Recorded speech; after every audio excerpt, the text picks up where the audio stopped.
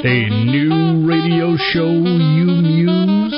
Oh yeah, we were new in 1947. The following program has been arranged by the Division of Game and Fish to better acquaint the sportsmen of Kentucky with wildlife. Kentucky Fish and Wildlife has been on the air since air began. Here are the highlights of Kentucky's hunting and fishing. Here is the story of the Bluegrass State's great outdoors. Wherever there's news of sportsman interest, then here is Kentucky Afield.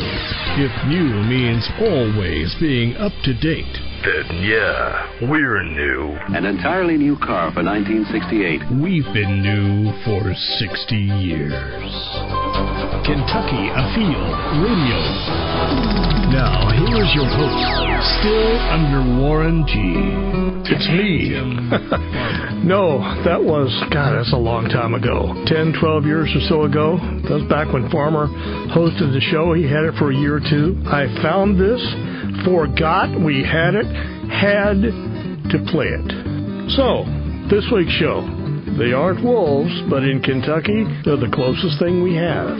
Coyotes. What science calls an apex predator, meaning it's at the top of the wild food chain, they are present in every Kentucky county, likely your city, and maybe your neighborhood at night. We go inside outdoors on the topic of the wily coyote, and how, unlike the old cartoons, they really are quite clever at outsmarting us all. Next on Kentucky Afield Radio.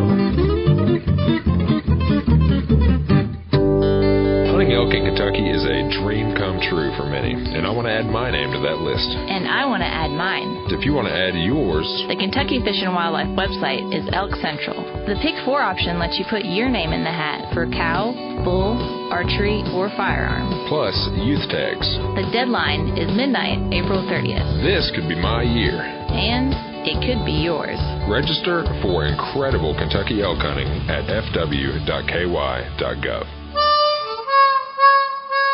This is Kentucky Afield Radio, and welcome to it. My name is Charlie Baglan. Anyone who grew up watching the Roadrunner cartoons is familiar with the topic of this show, coyotes. Kentucky no longer has wolves, but the coyote is a cousin. And unlike the wolf that was native to early Kentucky, the coyote is a relative newcomer. We go inside outdoors with two folks who are experts in the field. Laura Palmer, who is in charge of all things fur bearer for the Kentucky Department of Fish and Wildlife, and Chase Winiger. He's an associate producer of our Kentucky Afield TV show. In his off time, he loves to coyote hunt. Laura and Chase, welcome to the show. Is it coyote or coyote? Either is correct. I usually hear coyote more often amongst trappers, and folks out west, I think, generally say coyote. More folks in the east in Canada, especially northeast, probably say coyote. I guess if you grew up watching Roadrunner as a cartoon, you might say coyote. Yes. I say coyote. Chase, what do you say? I say coyote, and I think that's probably what I hear most people around here say too, but I've definitely heard coyote and yote and brush wolf, all kinds of things. Oh, really? Okay. Yote and brush wolf. Desert dog, song dog, all kinds of nicknames for them. We have coyotes in Kentucky, and the earliest stories I heard about coyotes in Kentucky, and this will go back 30 years, that they were coming in on their own from west of here. They occur statewide in every county. Barber and Davis mammal reference states the first record in Clark County in the early 70s. However, just from speaking to different folks, they've seen them, I guess, in the early 70s, and especially in the Purchase region, they may have been established for some time, but they did occur in relatively low numbers in the early 70s, and they've just increased since then. Some likely came from the west, and even from people moving and releasing them.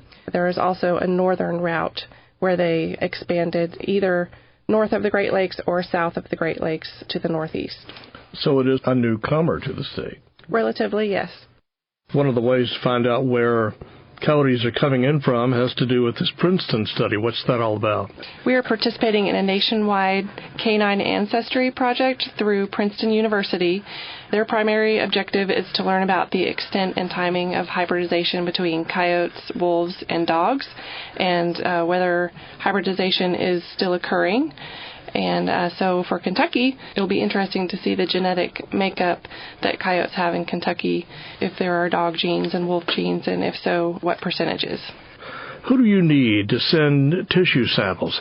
Anyone who wants to participate in the study can contact our department or myself and request sampling instructions from me. Basically, I just send a small tube that has desiccant beads that will dry the sample out, and there's a few bits of information we would like to get to go along with each sample, especially the date the sample was collected, the sex of the animal, and the county, and then if the carcass is available, some general measurements and so forth, and possibly a photo would be helpful as well. How about you, Wood? Now, you say tissue sample. You were looking specifically for tongue, right? That's just an easy part of the animal to collect. They can also use, if somebody has a dried hide, just a snippet of the edge of the hide, if you haven't sent it off. So you want more skin than, say, fur. Right. We can't use hair, but we can use tip of the ear, a piece of the tongue or muscle, or part of a dried hide. Not a tanned hide, just a dried hide that hasn't been sold on the market yet. What's the best way to preserve these while they're in transit? Just keep it in the freezer, and then just call me, and I can mail a tube for you in a postage-paid envelope so that you can mail it back to me. So you want this fresh. How fresh is fresh? Roadkill? Roadkill, as long as it's been relatively cool. Several days is okay if it's been cool outside. By when do you have to have all this collected? This first set of samples, we're making a big push to get as many as we can through mid-April. We'll play it by ear after that. Google the Kentucky Department of Fish and Wildlife. Find the number, and whoever answers will put that caller in touch with you. Yes. And you'll take some specific information. Yes. Yeah, it always gets my blood flowing to see a coyote, too, just because I like to get out and hunt them. But the story that I heard, I'm not sure if there's truth to this, but this is just what I've been told, is that when the Mississippi froze over in 72 or 78, then maybe we had a few more coyotes come across from out west than we typically would have, and that's kind of when we saw an increase in numbers, perhaps. I've heard that story as well, and it's hard to tell exactly how many coyotes have moved as far as a result of that. I see them often on interstates.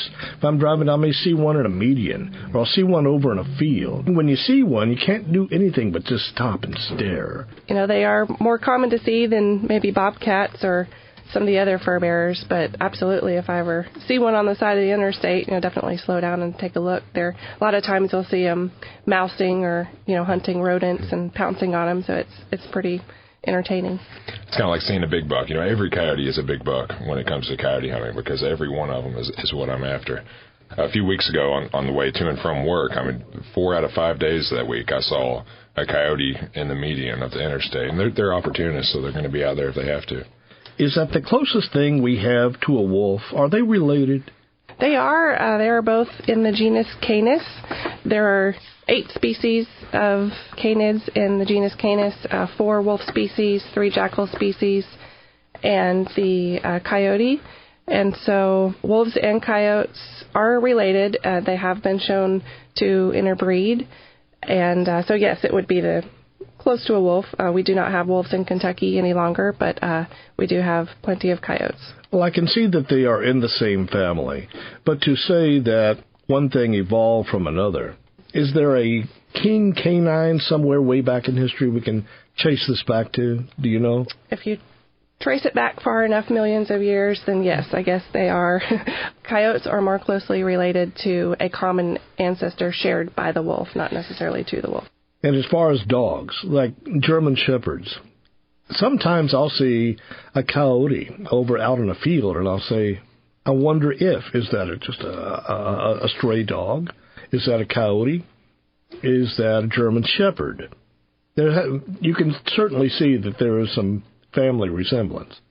Yes, and initially it was thought that dogs were descended from wolves, but I think now the more recent thought is that they actually shared a common ancestor. So dogs in Kentucky, or canines in Kentucky, You go back far enough, you would have the wolf, coyote, fox, dingoes like in Australia, jackals. They're all in that canine family, right? Yes, and it's thought that about 43 million years ago, the fox-like animals and the dog-like animals diverged. Can they breed with dogs?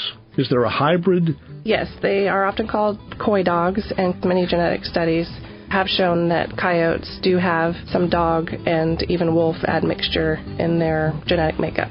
You have brought, Laura, a coyote skin or pelt sitting on our counter. If I saw it at a distance, I'd swear that was a German Shepherd. What do you think, Chase? Luckily, I know that's a coyote. Yeah. It caused some problems for me hunting them if I didn't know. I've never called in a dog. Never had a dog that looked anything like a coyote come out and investigate. And when I'm hunting them, I'll start it off with a coyote howl or a coyote vocal.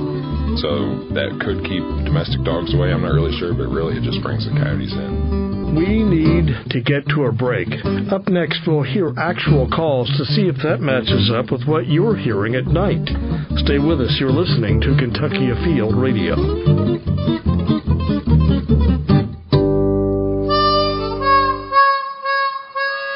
We're back on Kentucky Afield Radio. My name is Charlie Baglan. We're talking today about coyotes in Kentucky. And in Kentucky, there is an open season on hunting coyotes. They can be hunted during the day all year long, and at night, beginning in February through end of May. For trapping, that comes in early November and goes through end of February. Please check your hunting and trapping guide for the specific dates. In the studio, hunter Chase Winiger and wildlife biologist Laura Palmer. And y'all, let me throw this out there. There is likely a misconception about coyotes being mistaken for wolves, either by sight or by sound. And for the record, there are no known wolves in the state of Kentucky. So what is it we're hearing? What kind of sound do they make? Do they yelp? Do they howl? They do all of those. They generally howl to announce their territory boundaries and to announce that an alpha animal is in the area. And they, yip and bark and growl to each other just as they're very social animals, just as a way to communicate. Chase, you brought some calls with you. Mm-hmm. What would we hear, let's say, if we went out at night and heard them in the woods? What would we hear? I think the most popular sound when people think of hearing coyotes, it's probably a group serenade, which is this. So that's a group. Or you might call it a pack. Do they hang in packs? They do. They have family groups.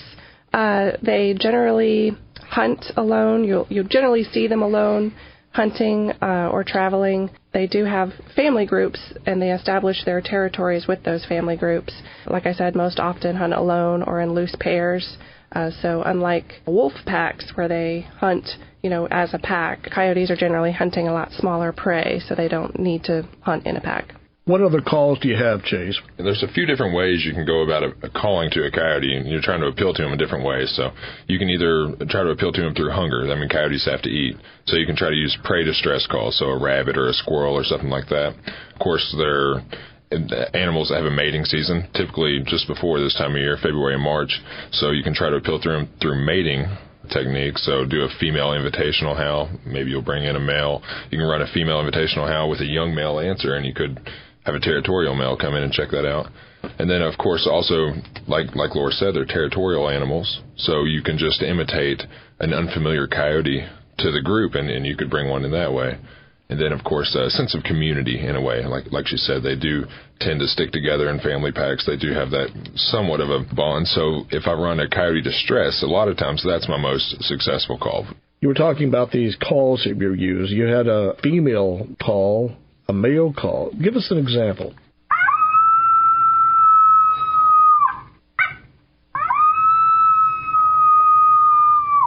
So that's the female. And then there will be a male response. To be honest with you, usually I go with a young response in that situation instead of an adult male response. And so that's the young coyote in response. Mm-hmm. And you can tell it's a little bit raspier, just doesn't sound quite as all there. Those being played in the woods will bring them closer to you. can doesn't necessarily mean that it will. You're a hunter. You love to do this. There's not a morning that this guy doesn't come in to talk about, last night I was coyote hunting. How many have you harvested in your career as a coyote hunter? I have no idea. Can you count? Idea. The rifle that I'm shooting now, I have a tally on it, and I got that rifle January of last year, and it's at 17 right now. 17. So that's within the last year, 17 hunted. I know a lot of trappers actually usually get many more coyotes than a hunter will. Like, it's nothing for a trapper to get 30 or 40 coyotes in a season, whereas for a hunter, 10 coyotes is pretty good. What's your fascination with the animal? Well, it is kind of a curious animal. You don't see them very often, and it's kind of amazing to me how many of them are actually around for how little you see them. They're during the daytime, they're almost nowhere to be seen. If you see them out in the daytime, that's kind of a miraculous thing in itself, for me at least, unless you're sitting in a deer stand for long hours on end. But just driving down the interstate, seeing one on the side of the road is kind of strange. But hunting them itself is a lot different than hunting any other animal in Kentucky. It's almost like fishing. It's almost like you're taking a cast, reeling it in, seeing what happens, and then taking another cast fairly quickly after that. You're not necessarily going to the woods and sitting in a deer stand for hours on end or anything like that. It's 20 minutes at a time, 30 minutes at a time, and at any point during that 20 or 30 minutes, it could happen just like that. It can be right on you. So it's very fast-paced. It's entertaining. It keeps you up and moving. And you get to cover a lot of ground that way. It's just a fun thing to do. It's a little bit different than any other type of hunting. You're talking about these territories. Is there enough coyotes in Kentucky that they have to announce their territory, or is that something they do just out of instinct? Oh, sure. Some of the areas have very high densities. They are very common throughout the state, and they do defend territories actively. Would you say that are they as common as bobcats? We don't have a number, but would you say that there is 100 in every county? Is there a rule of thumb that you're using? We haven't conducted any of those types of studies, but I would say at least probably 100, if not many more per county. But now, as far as hunting coyote in Kentucky, there is no season, or is there? Is there a season for night hunting or a season for trapping? There is a year-round hunting season for coyotes in Kentucky. Those can be hunted day or night. However, you can only use lights from February 1st through May 31st. And the trapping season runs from mid-November through the end of February. Do you prefer hunting a day or night, Chase? Do you have a preference? Daytime, 10 to 1, 100 to 1. You have night vision just in the event. Well, there's some advantages to hunting them at day and at night. Nighttime, they're much more active, so you have a better chance of interacting with coyotes at night. But coyotes' sense of smell is absolutely off the charts. And at night, they often get downwind of you and wind you without you ever knowing they're there, ever getting a shot with a shotgun. Obviously, they have to be a lot closer. So you can educate coyotes at night, which is difficult. If you educate a coyote at night, he's going to be very hard to call in from that point on. That's why I like daytime hunting. If I go during the daytime, I have a much better chance with the rifle of being able to actually harvest the animal before he gets downwind or before he sees that I'm there, so I don't have as high a risk of educating the coyotes as I do at night, which is really the difference for me. I don't want to educate them, make them impossible to hunt. Well, that suggests then that most animals are either nocturnal or they're awake during the day.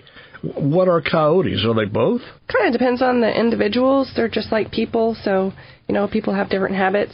I would say by and large they're most active at dusk and dawn. They can be seen during the day, especially in kind of rural areas away from people.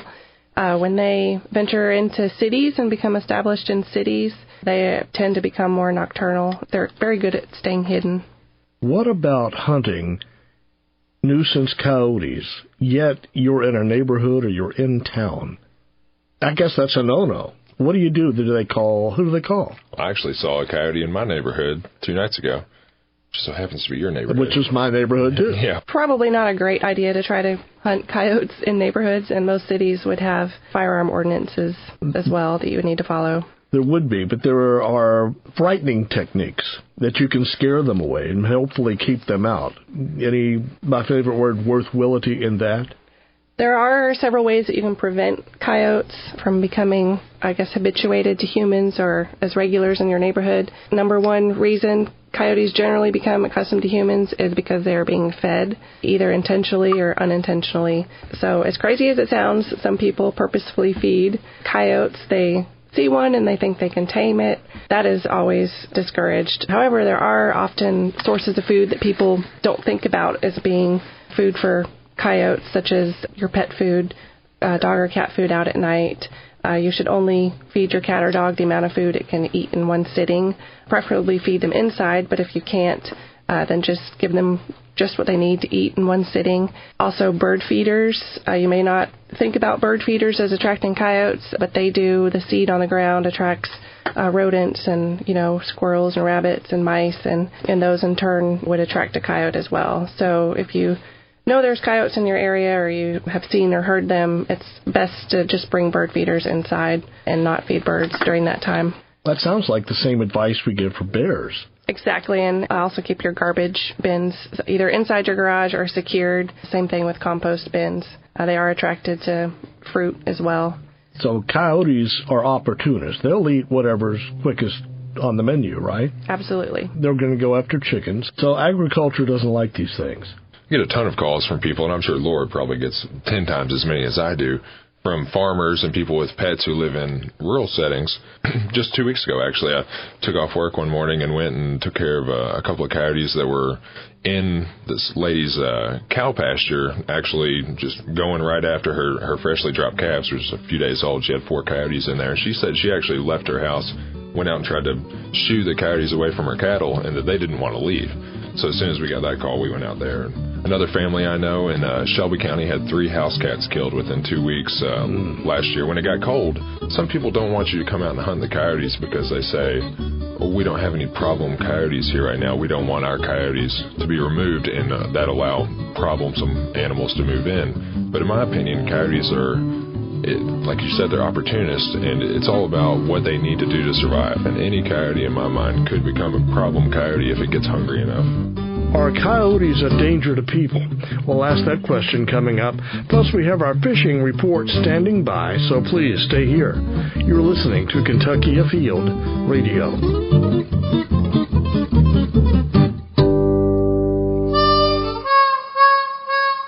Charlie Baglan back on Kentucky Afield Radio into our second half hour.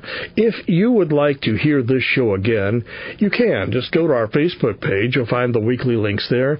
In the search box, put in Kentucky Afield Radio. You can also find us on YouTube.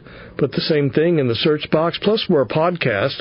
Find us on iTunes. Kentucky Afield Radio. Easy as that. It is time now for our fishing report. Hi, this is John Williams with the Fish Report for Southeast Kentucky. Just to let you know, we are beginning a creel survey on the Cumberland tailwater below Wolf Creek Dam beginning this week. So if you fish the tailwater, you may run into our creel clerks, and they'll ask you about your fishing trip and your opinions on the fisheries in the tailwater. Elsewhere in the district, April is a great month for nighttime walleye fishing. Walleye will be through spawning and will remain shallow. They can be caught on suspending jerk baits, such as husky jerks or rattling rogues, or even casting shad raps. That technique should work at Lake Cumberland, maybe along the riprap of the dam, and also Laurel on the riprap, and also at Dell Hollow. You can also pick up a few bass using that technique. And lastly, Rock Creek in McCoy County, it will be stocked with trout this week. You can catch those on inline spinners or natural baits, so you can harvest trout in any of those streams. As always, good luck, good fishing. This is Tom with your fishing report from the Northeast. Caverin Lake is still at winter pool levels to aid in the construction of the new boat ramp on the lower part of the lake. Temperatures are running in the 50s, warmer upriver than Main Lake, which is where you're going to see some of your greatest chances to catch some fish. Crappie are active and stretch from Poppin' Rock to Banger and up the main stem of the laking. Reports are that if they're a little lockjawed, minnows are your better bet. Finally, muskie are a great bet this time of the year. Sandy banks warmed by the sun, and look for those areas where the water is running into the lake. Grayson is going to be a similar story. Fish in the upper reaches for largemouth bass, areas where anglers can't get too easy or holding some nice fish. I've also heard a few Main Lake bass coming shallow while crappie fishing. That should do it for us in the Northeast. Remember, those smaller waters warm up first, which means fish are going to be most active there quickest. Wherever you go, good luck and stay safe. This is Rob Roll in the Northwestern Fishery District. Both Rough River Lake and Nolin River Lake are around 5 to 6 feet above winter pool, and they're on a slow, steady climb to their summer pool level, which they should reach at about mid-April. Crappie fishing has been good at both Rough and Nolin. The fish are generally holding in the 2 to 6 foot depth range, basically in timber or around brush piles and bluffs. Crappie are especially hot at Nolin right now. Good numbers of fish are being caught, and 11-inch fish are pretty common. Our Finns Lakes, which are Panther Creek Park, Yellow Creek Park, Wayman Morris Park in Davis County, Madisonville City Park in Madisonville, Bevel Park in Litchfield, were all stocked with catfish last week, and with trout a couple of weeks before that. That's an update from the Northwestern Fishery District. When you're around the water, always wear your life jacket. Do I have a math test today? What did I eat for breakfast? I can't remember. But there's one thing that I never forget. My life changed forever when I was 13. That's the day a drunk boater ran me over. I lost my leg as a result, and a brain injury robbed me of my short-term memory. My name is Alex Oddie. I'm lucky to be alive. Kentucky boating and conservation officers and survivors of boating tragedies remind you. Sober boating saves lives. Kentucky's Nature and Wildlife Fund. You see it as a contribution option when you prepare your state tax return. But you also see it as songbirds and wildflowers. You can see it in clear, flowing streams. Sometimes it's so secluded you may never see it at all. But if you only see it on your PC as you prepare your taxes, that's good too. Google it and see the difference this fund makes. Kentucky's Nature and Wildlife Fund, the natural tax shelter. We're back on Kentucky Afield Radio. My name is Charlie Baglan. Our show is on coyotes, and coyotes are not as the cartoon depicts. I'm amazed at the magical artistry of that coyote back in the day. How, pray tell, can they paint a black tunnel opening on the side of a mountain and with just a bit of vanishing point flare, that's an artist's term, paint what looks like a highway going through that tunnel? If you thought the detail of a Rembrandt was lifelike, the Roadrunner can zip right through that tunnel. How lifelike is that? Yet the coyote cannot. Here's something, though, even more puzzling. Why would Arizona or New Mexico or wherever this cartoon was depicted even build a highway that leads directly into a rock wall to start with? So, Laura, what is the other side of coyotes that should be brought to light? Well, I think coyotes generally get a bad rap just because they're coyotes. Mm-hmm. There's actually a study going on in Chicago that's been going on since around 2000, and they've collared over 900 coyotes. They have seen that coyotes generally stay hidden from people, and very few cause problems. They live amongst, in neighborhoods and golf courses, parks, and they have nighttime videos you can watch on their internet site. UrbanCoyoteResearch.com has very good information about urban coyotes, and you can go on their website and watch videos of people walking in parks at night, and coyotes are, running in the distance by them, and they don't even notice that they're there. And so they stay hidden, and they live under people's porches and around neighborhoods, and most people never know they're even there. So I wouldn't say all coyotes could become problem coyotes necessarily. Many of them don't. The best thing that people can do is to just make sure that they're not inadvertently feeding them, or if they do see coyotes coming too close, to right away use negative reinforcement or hazing by shouting or waving their arms to discourage the coyotes from coming closer and kind of maintaining that fear of people. You don't want to make a welcoming environment for the coyote. Exactly. I was doing some research myself, and you mentioned parks and golf courses, Laura. And there was a note here that said more people are actually killed by errant golf balls or flying champagne corks every year than are even bitten by coyotes. Are coyotes, are they a danger to people? They pose a very small risk to people. And like I said, in cases where people have been bitten, look into the backstory, and there's usually some sort of feeding, some sort of human-caused habituation that has led to that. There's been, I think, just 2 coyote kills on humans that I'm aware of. One adult in Nova Scotia, I think back in 2009, a female hiker was attacked by coyotes and later died from those wounds. But that is, very, very rare. And I might be mistaken, but I think in that situation she might have been injured in some way before she was attacked by coyotes. That's the story I heard about. I heard that maybe she might have seen like an easy opportunity as well. I think she might have been hurt on the trail, and they could have seen that her injured as an easy opportunity.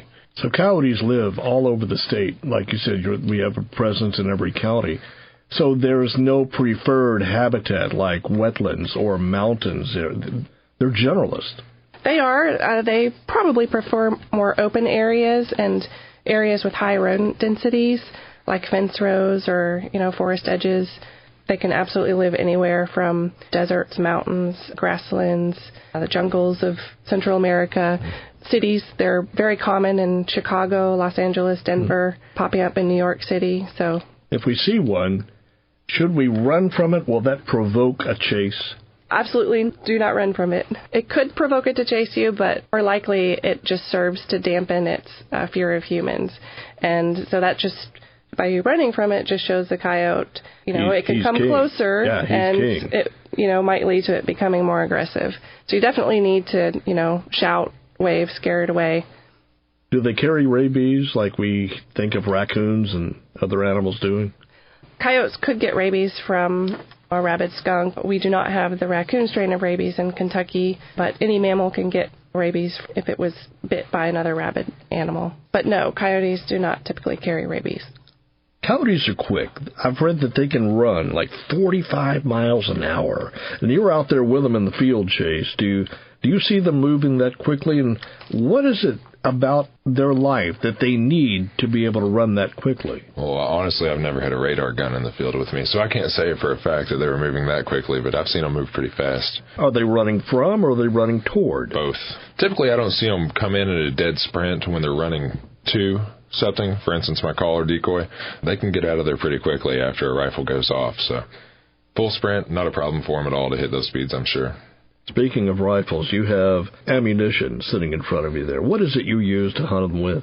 Well, in the daytime, I always take my rifle. It's a 22-250, kind of made for varmints. That's kind of the idea behind the round. It shoots a 55-grain projectile at about 4,000 feet a second. So that's about twice as heavy a bullet you'd use for squirrel or rabbit and about a little less than half of what you'd use for a deer. At what distance during the day do you think you'll take that shot?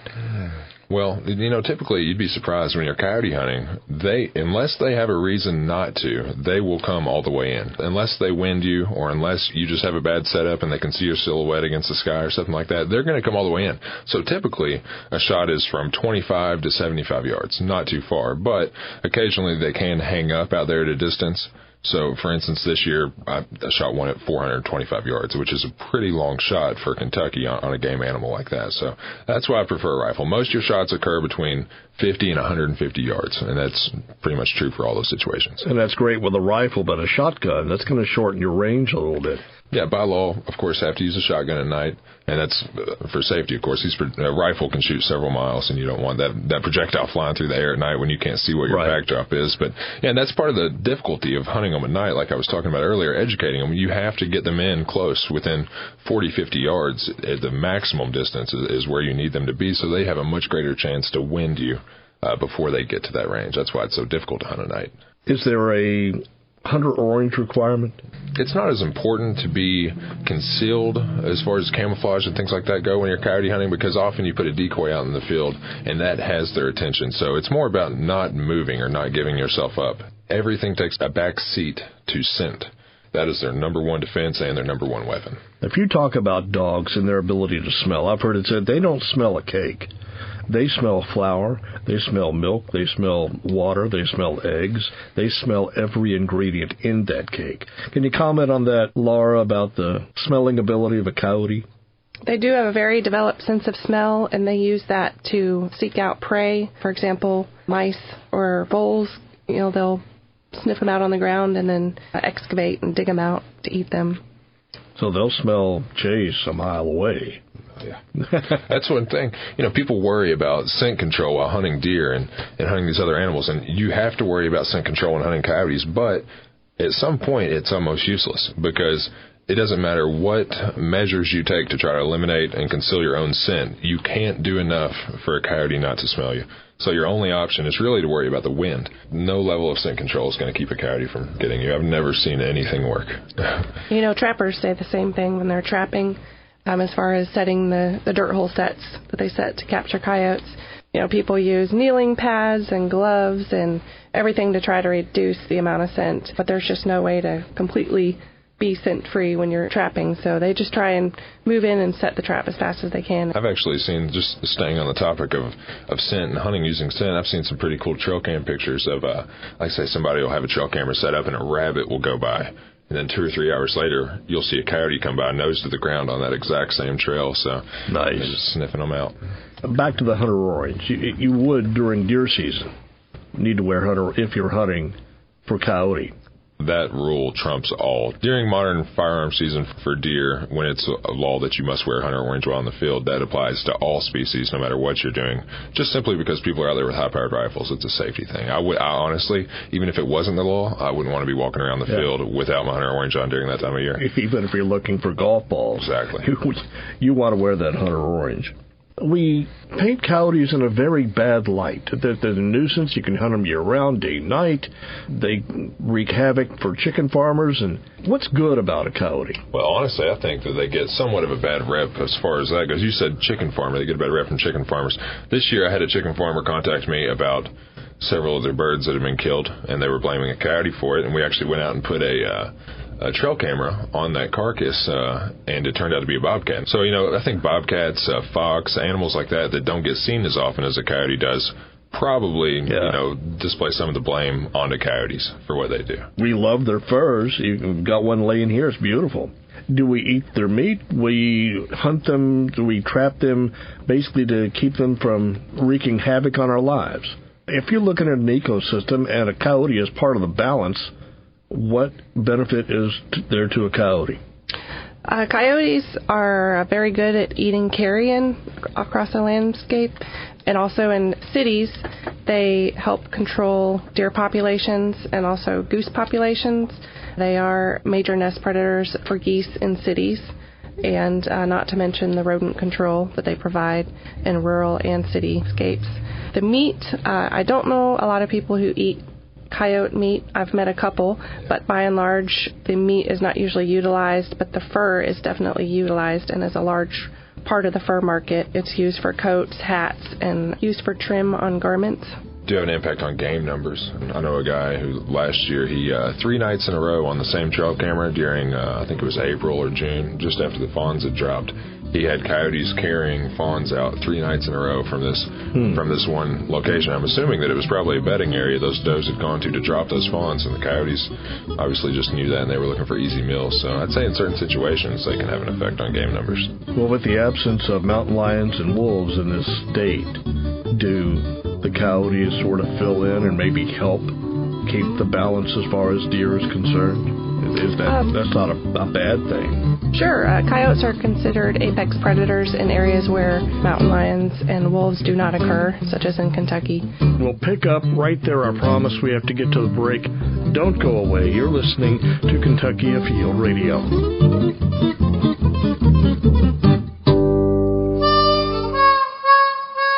Kentucky Afield Radio. We're back with our show on coyotes. My name is Charlie Baglan. Here in our final few minutes, any species of wildlife is going to impact other species. That's just part of the economy of things in the woods. It will eat or be eaten. They do control other species. They've been known to reduce fox populations. They do kill red foxes. They see them as competitors, and that's also the reason why sometimes they kill dogs in cities, is if they have territories that encompass part of a neighborhood. Sometimes I get a lot of calls. People let their dogs out at night and just let them run out the back door, and if there's a coyote nearby, oftentimes the dog will just try and chase the coyote, and that usually ends up in injuries for the dog. A lot of times it might not really be the coyote's fault. They were just attacked by a dog. They're just defending themselves. But in other cases, it is a territorial defense. As far as size between a wolf and a coyote, wolves are larger than coyotes. Wolves are about 80 to 120 pounds. I think the largest I've read harvested was about 175 pounds for a wolf.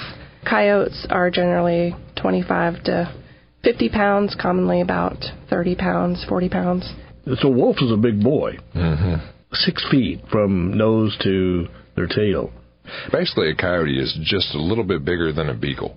And a wolf is the size of a mastiff, bigger than a mastiff in a lot of situations, I'd say. So you're looking at two very different animals size-wise. Take a beagle and a mastiff in a dog park and think about the size comparison. Chase, tell me about more of the toys that you brought in here as we get towards the end of the show. More toys.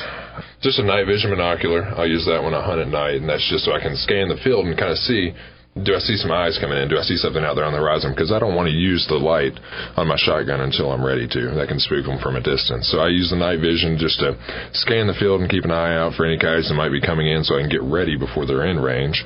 This is just a buckshot shell. That's what I'll shoot out of my shotgun at night.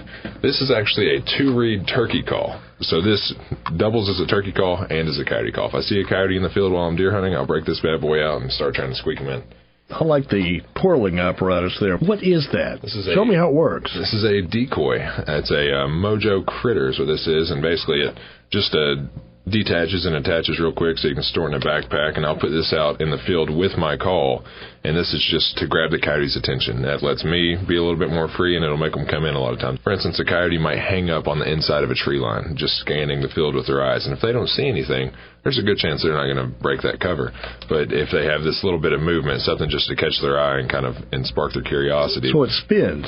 If you look at it from a distance, it really just looks like some kind of distressed animal. It could be a squirrel, it could be a rabbit. It grabs their attention in the same way that wounded prey would. It looks like feathers, or it may be the tip of a tail. Yeah. So yeah, if I were a coyote, I'd be interested in that. Yeah. And of course, this call system that you have in front of you. Mm-hmm. Now that's impressive. I thought initially you were using your iPhone, but it's more than that. Oh yeah. Yeah, this is a Primos Alpha Dog. There's a lot of calls out there, and honestly I use a pretty good variety of calls. Like I said earlier, coyotes become educated to calls. So if you go out there and you call them once, and they might hear your calls, they might get downwind and smell you without you even seeing them and know that you actually did call coyotes in. I've heard before that you see 1 out of every 3 coyotes you call in. But so those coyotes will become educated to a call. So next time I go to a farm, I might call one of my buddies and say, hey, do you mind if I borrow your call? And I'll throw them a different pitch, a different tone, just a different sequence of sounds. I put on Facebook, y'all, I said, where do you live and how often do you see coyotes? And a few of my friends responded. Joe Scott over in Henry County says, we hear them nightly and we may see them weekly. Sounds like they're heard far more often than they're seen. Well, they can be heard from a really far distance. I'm not sure exactly where that distance is. Probably depends on the conditions, and like I said, they're nocturnal for the most part. They don't want to move during the daytime, but at night they will. I mean, if you're out there at 2 or 3 in the morning sometime, and you purposefully try to get the coyotes to sound off, sometimes it's amazing what you hear. I mean, just from different directions, groups near and far. It's pretty awesome, to be honest with you. Marilyn in Rowan County says, I see 1 or 2, maybe a year, that's all. Yeah. But I hear them howling throughout the year, and we live in the country out on a ridgetop surrounded by the woods. So she hears them far more. Sherry in Boone County, we see them a few times a year behind our house. So they are in neighborhoods. They are acclimated a little bit. Franklin County folks, we used to see them every night. Guess maybe they don't drive that same road anymore. Hardin County, Pam says, often. So maybe there's more maybe she lives on a farm. Leah from Frankfort, we haven't seen one in months. However, we did see a dead one. And that's true. I guess you do see the carcasses. You do see, like hit deer.